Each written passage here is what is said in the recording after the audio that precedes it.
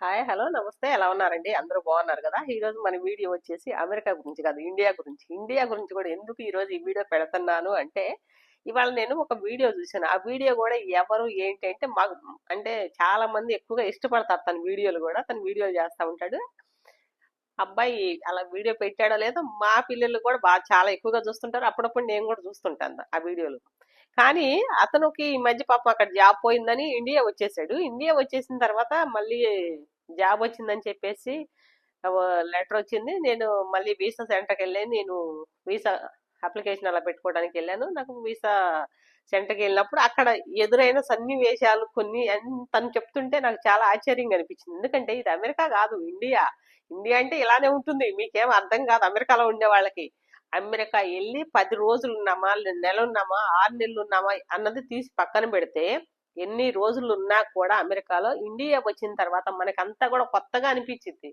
ఇక్కడ ఉన్న వాతావరణం ఈ జనాలు ఇదంతా కూడా ఇవాళ అబ్బాయి చెప్పిన దాంట్లో 100% నిజాలు ఉన్నాయి 100% నిజాలు ఉన్నాయి కాకపోతే అవన్నీ ఏంటంటే మనకి ఇక్కడ ఉండే వాళ్ళకి ఏం అర్థం కాదు అక్కడ నుండి ఇక్కడికి వచ్చిన వాళ్ళకే అర్థం అవుతాయి అవన్నీ కూడా నేను కూడా వీడియోలు పెట్టాను ఒక 3-4 వీడియోలు కొద్ది రోజులు అవుతుంది అంతా ఒక 3 రోజులు 4 రోజుల క్రితం నేను కూడా వీడియోలు చాలా చేశాను వీసా సెంటర్కి వెళ్ళినప్పుడు లేదంటే ఇండియా నుండి తల్లిదండ్రులు అమెరికా తీసుకెళ్లాలంటే ఎలా ఇవన్నీ కూడా నేను చెప్పాను కానీ ఇంత డీటెయిల్ గా చెప్పలేకపోయాను ఎందుకో తెలుసా ఇవన్నీ మనకు అలవాటైనవి కదా అందులో మేము వీసా సెంటర్కి వెళ్ళినప్పుడు అసలు అమెరికా ఎలా ఉంటుందో తెలియదు కాబట్టి మనం ఇక్కడ ఏంటంటే మన మన కల్చర్ ఇదే కాబట్టి మనకేం అంత అప్పుడు అనిపించలేదు తప్పుగా లేదంటే అక్కడ ఉన్న అదంతా కూడా జనాలు చూసినప్పుడు అదంతా కూడా ఏం అనిపించలేదు కానీ ఇవాళ మేము కూడా అమెరికా వెళ్ళిన తర్వాతనే మాకు కూడా ఇవన్నీ అర్థం అవుతున్నాయి ఎందుకంటే అక్కడికి ఇక్కడికి ఎంత వ్యత్యాసం ఉంది అసలు అని ఇదంతా తను ఏం చెప్పాడు అన్నది నేను చెప్తాను వీసా సెంటర్కి వెళ్ళాను ఇది వచ్చేసి ఒక మెట్రో రైల్వే స్టేషన్ లోనే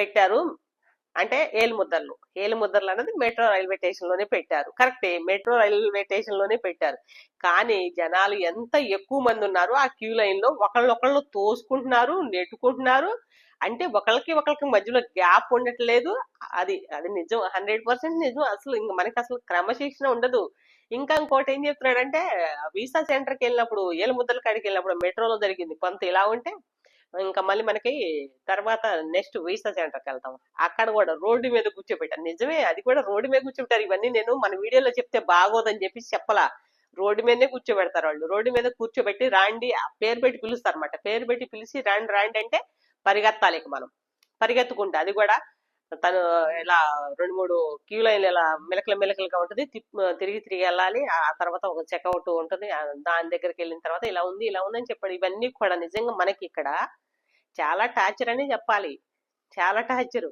ఇవన్నీ కూడా అబ్బాయి చెప్తుంటే నాకు నిజంగా చాలా ఆశ్చర్యంగా అనిపించింది అమెరికా నుండి ఇండియా వచ్చిన తర్వాత ఇండియాలో బతకటం అంటే మీరు అమెరికాలో బతికినంత ఈజీ కాదు మీరు ఎల్లకతలకి మీకు తెలుసు కాకపోతే ఏంటంటే అందరికీ తెలిసిన విషయమే కానీ అక్కడికి వెళ్ళిన తర్వాత మీ లైఫ్ స్టైల్ అనేది చాలా వేరుగా ఉంటుంది అసలు ఎక్కడికి వెళ్ళినా కూడా క్యూ లైన్లు ఉండవు అలానే జనాలను ఒకళ్ళు టచ్ అవ్వరు ఇంకోటి ఏంటంటే ఒకళ్ళకొకళ్ళు చాలా వరకు మర్యాద అంటే చాలా వరకు వాళ్ళు గౌరవిస్తా ఉంటారు కానీ ఇక్కడ ఇవన్నీ ఏముండవు అసలు ముందు మనం కొంచెం 2 నిమిషాలు ఆగామా అక్కడ ఉన్నారులే జనాలని ఆగామా మన ముందే వెళ్ళిపోతారు ఇక మనం ఆడే ఉంటే మనల్ని నెట్టుకొని పక్కకి వెళ్ళిపోతా ఉంటారు అనమాట ఇది ఎలా ఉంటుందంటే అమెరికాలో బతికినంత ఈజీ కాదు ఇండియాలో బతకటం అంటే చాలా కష్టం ఇండియాలో బతకాలి అంటే చాలా కష్టం నేను మళ్ళీ కూడా చెప్తున్నా ఎందుకంటే ఇప్పుడు మనం ఒక దేవుడి గుడి దగ్గరికి వెళ్తాం ఎక్కడ దాకా ఎందుకు ఒక దేవుడి గుడి దగ్గరికి వెళ్తే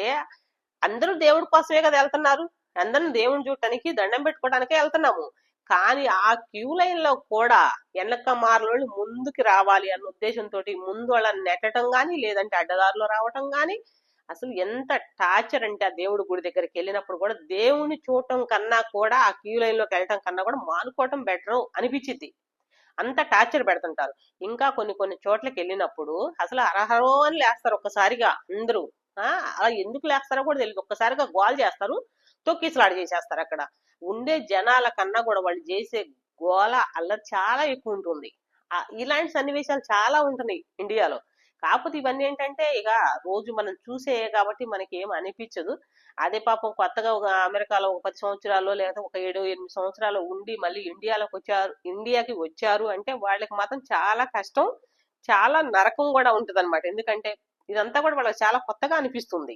అమెరికాలో బయటికి వెళ్తే మనం ఏం తీసుకొచ్చుకోవాలని ఏ స్టోర్కి వెళ్ళినా కూడా జనాలు ఎంత మంది ఉన్నా కూడా మనం ఒక వస్తువు తీసుకుంటున్నాము అంటే మనమే ఫ్రీగా తీసుకోవచ్చు అక్కడ. మనకు కావాల్సింది మనం ఎత్తుకొని తీసుకోవడానికి మనకు చాలా అక్కడ ప్లేస్ ఉంటుంది.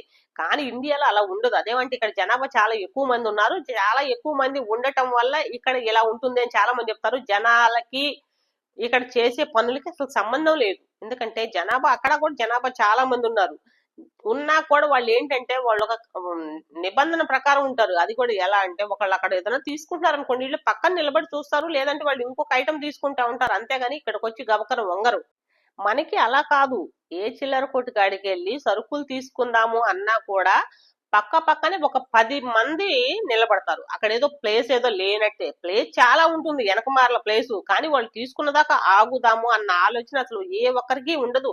అయితే ఏంది వాళ్ళు తీసుకుంటున్నారు ఒక పక్కన, మనం కూడా తీసుకుందాము అంతే. అదే గంపలో అదే బుట్టలో వీళ్ళు కూడా చేయి పెట్టాలి. చేయి పెట్టాలి, పక్కనే వంగబడాలి. అలా ఉంటుంది. ఇక్కడికి అక్కడికి వ్యత్యాసం అయితే చాలా ఉంటుంది. ఇక్కడ ఎక్కడ దాకా ఎందుకు ఆ వీసా సెంటర్కి వెళ్ళినప్పుడు నిజంగా అక్కడ వాళ్ళు మనుషుల్లాగా చూడరు, జంతువుల్లాగానే చూస్తున్నారు. ఎలా ఏంది అన్నది కూడా నేను చెప్తా. మా అబ్బాయి చెప్పేదాకా నాకు కూడా ఎందుకులే అనుకున్నాను. కానీ తర్వాత నాకు కూడా అనిపించింది వాస్తవమే అది. ఆ రోజు మేము వెళ్ళినప్పుడు ఎక్కడ ఎక్కడో వీసా సెంటర్ ఉంటే ఎక్కడో రోడ్డు మీద కూర్చోబెట్టారు. రోడ్డు మీద కూర్చున్న వాళ్ళకి అక్కడ కనీసం నీడ కూడా లేదు. ఎండలో కూర్చోవాల్సి వచ్చింది. అది ఉదయం పూట 8 గంటలకు రమ్మన్నారు. 8 గంటలకు రమ్మనమంటే ఎవరైనా సరే ముందే వెళ్దాం అనుకుంటారు కదా. ముందే వెళ్దాం అనుకున్న వాళ్ళు 7:30కో 7కో వెళ్తారు. వెళ్ళినప్పుడు చాలా వరకు ముందే పిల్లలు కావచ్చు, లేదంటే అది ఏదన్నా కానీ తెలిసిన వాళ్ళు కానీ కొంచెం తెలుసుకుని కానీ వెళ్తుంటాం. ఎందుకంటే అక్కడికి మొబైల్ ఫోన్లు అది తీసుకెళ్ళకూడదు. ముందు ఏలు ముద్దలకు వెళ్ళినప్పుడు కూడా ఇవన్నీ తీసుకెళ్ళలేదు.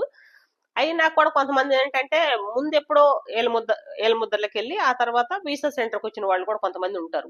అలాంటి వాళ్ళు ఏంటంటే మర్చిపోయి కూడా వచ్చిన సందర్భాలు అయితే ఉన్నాయి. ఆ మర్చిపోయి రావడం కూడా ఏం తీసుకొచ్చుకున్నారంటే వాళ్ళు ఎందుకంటే హ్యాండ్ బ్యాగ్, అలానే చేతిలో వాటర్ బాటిల్, ఒక మొబైల్ అనేది కంపల్సరీ ఎవరికైనా ఉంటుంది కాబట్టి ఆ మొబైల్ ఫోన్ ఒకటి తీసుకొస్తే వాళ్ళు దానికి కూడా మీరు హ్యాండ్ బ్యాగ్ లోపలికి తీసుకెళ్లొద్దు, వాటర్ బాటిల్ లోపలికి తీసుకెళ్లొద్దు, మొబైల్ కూడా లోపలికి తీసుకెళ్లొద్దు అన్నారు. సరే లోపలికి తీసుకెళ్లొద్దు కరెక్టే.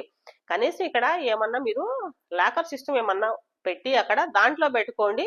ఆ అది ఇంక మీకు భద్రంగా ఉంటుంది. మీరు మళ్ళీ లోపలికి వెళ్ళి తిరిగి వచ్చిన తర్వాత రిటర్న్ లో తీసుకెళ్లొచ్చు అని చెప్పొచ్చు కదా. అదేం లేదు అసలు. ఇక మాకు ఈ మధ్యలో అసలు ఎక్కడ అలాంటి సిస్టమ్ లేదు. అంటే ఇప్పుడు ఒంటరిగా వస్తున్నారు వీసా కోసం. ఒంటరిగా వచ్చేవాళ్ళు మన చేతులు ఇవన్నీ పట్టుకొని వస్తే వాళ్ళు ఎక్కడికి వెళ్ళాలి అప్పటికప్పుడు? అంటే ఆల్రెడీ టైం అవుతుంది. టైం అయ్యేటప్పుడు మీరు పిలుస్తారు, వరుసను కూర్చోబెడతారు. ఎలా వీళ్ళ సిస్టమ్ కూడా ఎలా ఉందంటే మేము వెళ్ళిన రోజు కూడా మినిమం ఒక 400 మంది 300 మంది వచ్చినట్టున్నారు వీసా సెంటర్ కోసం. వస్తే అంటే వీసా కోసం వీసా సెంటర్కి వచ్చారు. వస్తే అంత మందిలో కూడా ఒక 50 మందిని పిలుస్తారు. ముందు ఒక 50 మందినో ఏదో అది కూడా చెప్పారు. తను చెప్తున్నాడు ఏదో ఒక అంటే ఆ, ఇన్నో అంటే ఇప్పుడు 8 o'clock ఎంతమంది రావాలి, 9 o'clock ఎంతమంది రావాలి, 10కి ఇంతమంది రావాలని అంటే ఆ టైంలో ఇంతమంది అని వాళ్ళు పిలుస్తారు అనమాట. ఆ లిస్ట్ పిలుస్తారు. ఆ లిస్ట్ పిలిస్తే ఆ రోడ్డు మీద నుంచి తిరిగి పరిగెత్తుకుంటూ రావాలి. నిజమే. ఆ రోడ్డు మీద కూర్చోబెట్టడం ఏంటి నిజంగానే మనుషుల్ని. అక్కడ కనీసం ఒక నీడ లేదు, ఒక బెంచీ లేదు. కేవలం రోడ్డు మీదనే కూర్చుంటున్నాము. కేవలం రోడ్డు మీద కూర్చోబెట్టేవాళ్ళు. రోడ్డు మీద కూడా ఎలా అడక తినే వాళ్ళని కూర్చోబెట్టినట్టు కూర్చోబెడతారు వీసా సెంటర్కి వెళ్ళిన జనాల్ని. అంత ఇలువ లేకుండా చేస్తున్నారు మనోళ్ళు. అంత ఇలువ లేకుండా చేస్తున్నారు. నేను ఎందుకు ఇంతగా ఈరోజు చెప్తున్నానంటే మళ్ళీ కూడా ఇది ఇదే గనక అమెరికాలో గనక అయితే ఇంతమంది జనాలు ఒకసారి రానివ్వరు. ఇక్కడ చాలా మంది మళ్ళీ జనాలు జనాలు అంటుంటారు. జనాలు కాదు వ్యత్యాసం.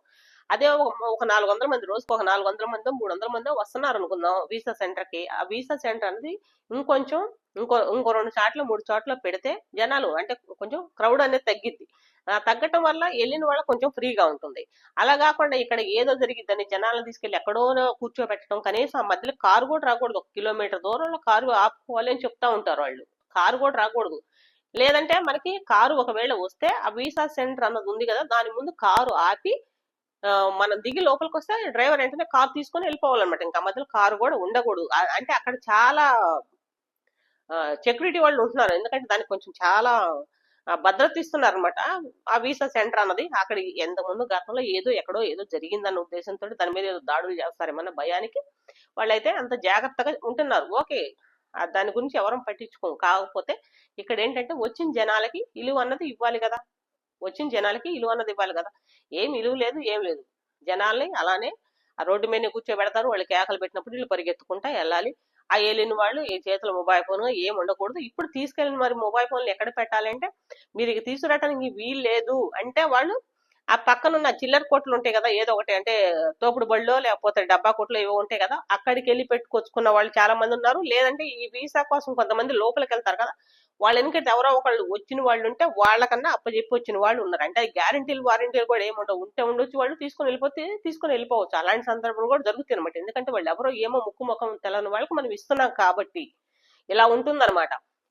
ఇంతకు ముందు కూడా నేను ఒకటి రెండు వీడియోలు కూడా పెట్టా. అమెరికా నుండి వద్దాం అనుకుంటున్నారు అంటే ఇండియాలో బతకగలరా అని. నేను దీని గురించి కూడా వీడియో అయితే చేశాను. ఎందుకంటే అక్కడికి వెళ్ళిన తర్వాత ఆ వాతావరణానికి అక్కడ ఆ పద్ధతులు అంటే మళ్ళీ మన వాళ్ళు చాలా మంది మన పద్ధతులు చాలా బెటర్ అంటారు, కానీ మన పద్ధతులకి వాళ్ళ పద్ధతులకి చాలా తేడా ఉంది. ఇప్పుడు ఇక్కడ జరుగుతున్నాయి కదా ఇలాంటి వాటిలో వాళ్ళైతే చాలా బెటర్ గా ఉంటారు ప్రతిదానికి. అసలు మనకి ఏదైనా ఒక పని కావాలంటే అక్కడ ఎవరు జనాలు ఉండరు.